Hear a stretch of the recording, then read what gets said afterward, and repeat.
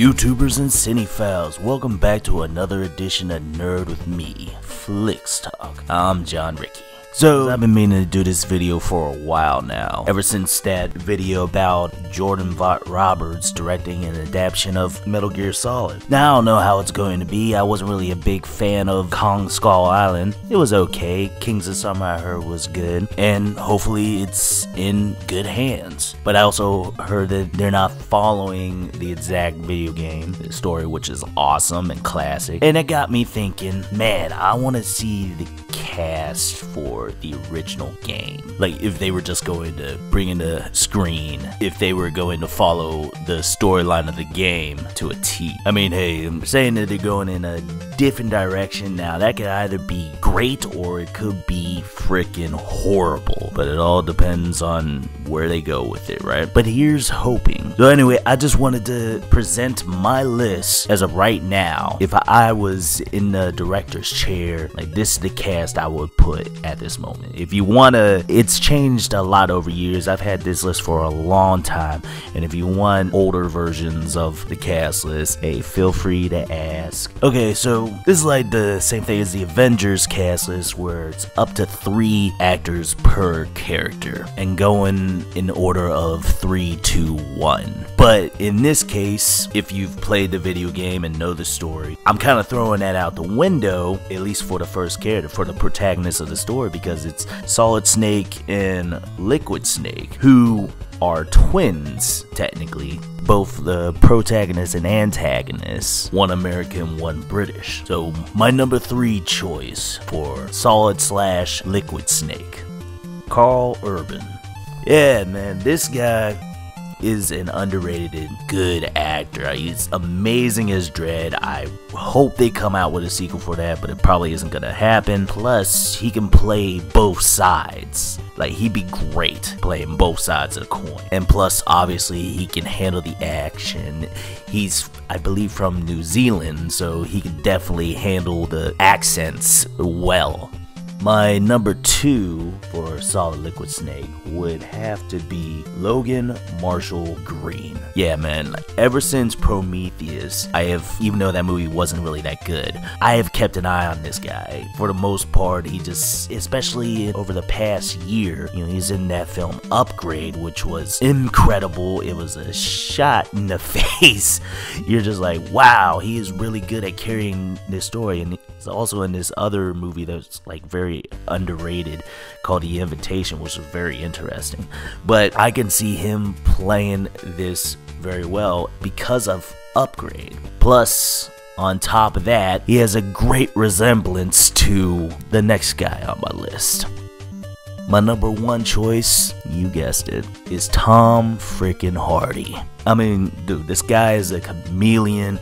I mean, he'll bulk up for Bronson, he'll slim down for whatever you have going on. And he basically kind of did this same movie recently as the second guy, is Logan Marshall Green with Venom. But you know damn well with Tom Hardy, you're going to get both roles done well. He already did this type of role in Legend, but he can handle both sides of the coin, and it would be completely believable. Plus, on top of that, you really don't have to do the whole, hey, he's playing both. You could actually get Logan Marshall Green to play Snake the American, and him to play Liquid Snake, so he could just play the villain of Liquid Snake, and it would be amazing. Next up is Meryl Silverburgh, Snake's ally in the incident on Shadow Moses Island, who helps him out during the game. And my number 3 pick is Emilia Clarke. Yeah, man, I've been in love with this woman since the original Game of Thrones. And she, even though the movie sucked, like, I thought she was alright in Terminator Genesis. I mean, I don't know about you, but I found her believable in that role to an extent, but hey. My number 2 pick for Meryl is Alexandra Daddario. I mean, I've always liked her since Percy Jackson. You know, always look out for things that she's in. Even though Baywatch was horrible, but she played like this no-nonsense. Like, she can handle the action well, really give that fierceness of a Meryl. And here we are, my number 1 for Meryl is none other than Teresa Palmer. Yeah, she is an underrated actress and she can handle action well. I keep going back to her in that stupid movie I Am Number 4, which like she elevated that to interesting. It got interesting when she came on the scene. Most of her roles have made me think like, wow, she'd be fierce in this type of role of Meryl. Next up is Meryl's uncle, quote unquote, an obvious representation of Troutman from First Blood Rambo, Colonel Roy Campbell, who is a small part but very important side player. You know, got that fatherly figure. I only have 2 choices for this one. Number 2 is my boy, the original Batman himself, Michael Keaton. It's Michael Keaton, man. He can play anything. You can see him as a military guy, especially after seeing him in that American Assassin. I think that's perfect for him. My number 1 is none other than Bryan Cranston, man. I mean, he got that guttural voice that Roy Campbell has, and he just looks, if you probably don't remember, but he was actually in Saving Private Ryan as a commanding officer, like right after, you know, the D-Day scene, which is crazy. And he looks apart, plus he has that fatherly type of mentality, that gravitas that you feel with Troutman / Campbell. He can do that in his sleep. Next up is the character that Hideo Kojima definitely ripped right out of a Clint Eastwood Western movie, Revolver Ocelot. And man, my number 3 choice is Josh Brolin. Mainly because I want to give him a second chance at doing something like this after Jonah Hex, which was just horrible. Not his fault, but yeah, I just want to see him win with that. And plus, you've seen him with the mustache in No Country for Old Men, and it worked pretty well. My number 2 pick is Jeffrey Dean Morgan. Yeah, Negan himself, man. I mean, he just has that kooky and crazy type of menace to him that I think would be awesome for Revolver Ocelot. And my number 1 is none other than Thomas Jane. Yeah, the Punisher himself. It just feels like he needs a Western. It would be amazing for him to play this type of character. Get that nice handlebar mustache going, gray him up a little bit, be priceless. Next up is the villain that looks like he came out of an acid tripping fever dream, Psycho Mantis. My number 3 choice is Sharlto Copley, man. Man, this guy has been amazing since District 9, man. And he's had so many varying characters. But I'm going by what he did with Murdoch in the A-Team and character he played in Elysium. Like, I think he would be great. He's played Crazed before. It would be awesome. I think it would be a very interesting take. My number 2 choice is David Tennant from Doctor Who, and more recently, his turn as the villain in Jessica Jones as Kilgrave. Like, I think he would be amazing, got the right build for a type of Psycho Mantis because he's like super skinny. And my number 1 is Cillian Murphy, man. First off, obviously, he's a slender fellow. He has those very magnetic eyes that you see through that mask. You're just like, okay. And plus, he's played unhinged, crazy so well in movies past. And I'm going by like Scarecrow. I mean, you can almost name all of them, but he's also been very heartfelt as well. But for the craze part, and just magnetic as Psycho Mantis. Next character is the cool, cold, calculating, sensual Russian sniper, Sniper Wolf. My number 3 pick is Olga Kurylenko. Yes, the Bond girl from Quantum of Solace. She can definitely handle action as she showed in Quantum of Solace, and plus she just has that sensuality I felt when I was playing Metal Gear Solid. I mean, I think she would really exude the aura of Sniper Wolf very well. My number 2 pick is Kate Beckinsale. Like, ever since the Underworld series and more recently with the Total Recall reboot, which, yeah, I know, it wasn't really that good, but she was amazing in it as a henchwoman, aka the Sharon Stone portion from the original Total Recall. She played it well, and I think she would be great as Sniper Wolf. And my number 1 is Emily Blunt. I mean, first off, she's a great actress.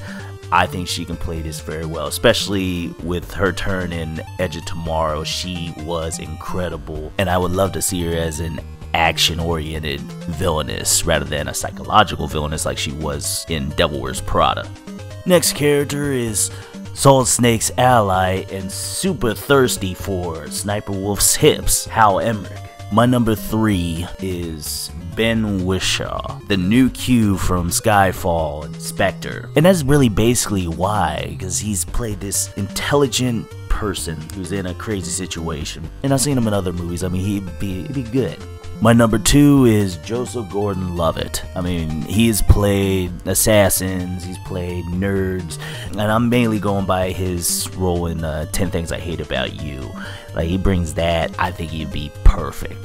But the number 1 pick is none other than Paul Dano, man. I mean, you really just look at this guy and he's played crazy, he's played snivy, he's played a killer, but just his look alone, his appearance just screams Hal Emmerich from this series. And he could probably do this role in his sleep, but he would kill it. Next character is Vulcan Raven. Yeah, the hulking Alaskan shaman who carries a Gatling gun like it's nothing. My number 3 choice is Vin Diesel, man. Yeah, you can see him being this character. I mean, he's bulky. Just tat him up, put a crow's tattoo on his head, and I think he can handle it just fine. I mean, this is like machismo at its finest. Why not, right? Number 2 is Dave Bautista, man. Look, I love what he's doing with Drax. He's hilarious, he got an imposing presence to him, and he's generally becoming one of my favorite like wrestler turned actors. But he ain't got nothing on my number 1, which is none other than Dwayne "The Rock" Johnson. I mean, dude, he's already tatted up with tribal tattoos right now. All you had to do is just put a crow's tattoo on his head, and he is perfect. Plus, on the fact that he is a really good actor. You really should watch Snitch. If you haven't watched Snitch, check that out. He is great in that. And I think he would be great as Vulcan Raven. And last but not least, the mysterious character of the Cyber Ninja, aka Gray Fox, an old friend of Snake's. My first pick is Ryan Gosling. Mainly because, you know, he's played a number of characters that are kind of expressionless and a little bit robot, yet they're very endearing, like in Drive or in Only God Forgives. And he's still magnetic, and I believe he would make Gray Fox just a more flawed character than he originally comes out to. My number 2 is Dan Stevens from Legion. This guy is gradually becoming one of my favorite actors of today.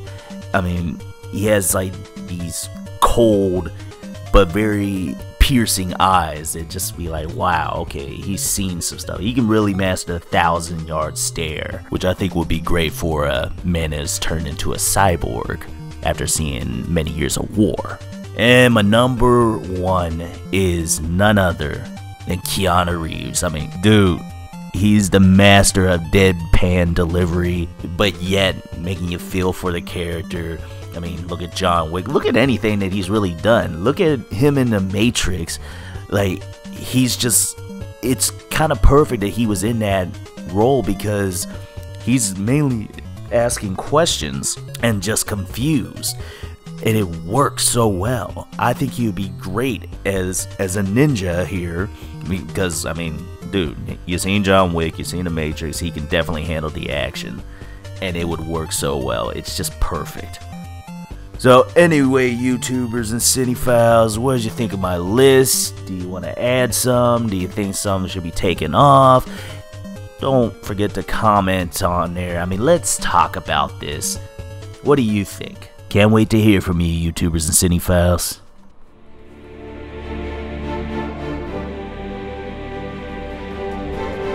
And that'll be it for now, YouTubers and cinephiles. If you like the content and you want to comment, like, share amongst your friends, but do me a favor and look below the video and click that subscribe button and hit that bell so you can get more amazing content like you just witnessed today. Y'all take care, YouTubers and cinephiles.